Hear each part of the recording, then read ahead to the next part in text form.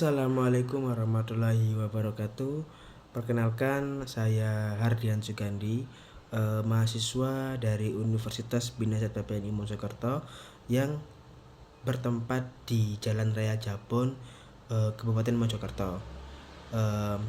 Di sini saya sebagai mahasiswa dari Universitas Binasat PPNI Mojokerto akan sharing kepada teman-teman digital saya mengenai salah satu masalah kesehatan yang sering terjadi di kalangan remaja atau pada Gen Z, yaitu mengenai kesehatan mental. Nah, banyak sekali di sini dari Gen Z atau mungkin teman-teman saya yang memiliki masalah pada kesehatan mentalnya. Nah, di sini saya akan sharing kepada teman-teman sekalian mengenai bagaimana kita untuk menjaga kesehatan mental kita agar tidak terjadi hal-hal yang mungkin kedepannya akan berpengaruh pada diri kita sendiri. Nah, ada 5 cara yang ingin saya sharing kepada teman-teman sekalian. Mungkin teman-teman bisa melihat dari gambar yang saya tampilkan. Yang pertama adalah mengenai kenali diri sendiri dan bagaimana kondisi kita. Karena mengapa saya menyampaikan hal tersebut? Karena ketika kita bisa mengenali diri kita sendiri dan mengenali kondisi kita sendiri, kita bisa tahu bagaimana mental kita sendiri. Kita bisa tahu bagaimana cara kita agar tidak merusak mental kita. Meskipun seberat apapun masalah itu, kalau kita bisa mengenal diri kita sendiri, percayalah hal tersebut tidak akan berpengaruh kepada mental kita karena kita sudah kuat. Kemudian yang kedua adalah berlatih untuk berpikir positif dalam menghadapi segala situasi. Artinya apa? Ketika kita memiliki pikiran yang positif, maka meskipun masalah yang terjadi di sekitar kita, contoh nyatanya adalah mengenai, mungkin bagi saya sendiri adalah masalah skripsi.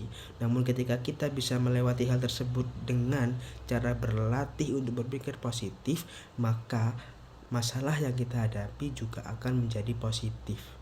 Namun sebaliknya, jika kita segala sesuatunya kita melakukan atau berpikir dengan negatif, maka hasilnya akan negatif. Kemudian yang ketiga adalah carilah seseorang yang bisa menjadi teman bercerita.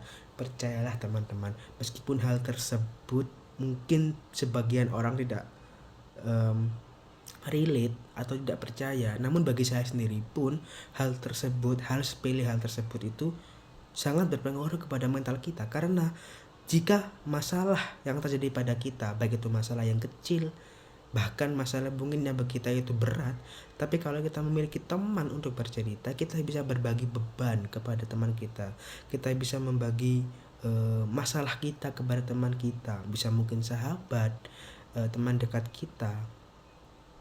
Karena kita bagi saya sendiri pun sebagai mahasiswa Gen Z pun, saya tidak bisa bercerita kepada orang tua saya karena bagi saya orang tua saya hanya bisa tahu ketika saya di kampus. Namun untuk diri saya sendiri yang hanya tahu hanya diri saya sendiri.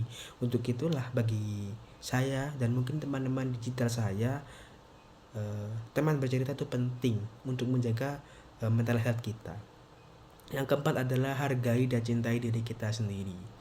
Yang kelima adalah temukan kegiatan yang kamu sukai. Di sini saya garis bawahi yang kegiatan yang kamu sukai ini, mungkin hal tersebut sepele teman-teman, karena bagi saya sendiri olahraga, mungkin contoh bagi saya adalah mengenai olahraga. Ketika kita memiliki olahraga, ketika memiliki kegiatan yang positif, maka masalah tersebut bisa teralihkan teman-teman.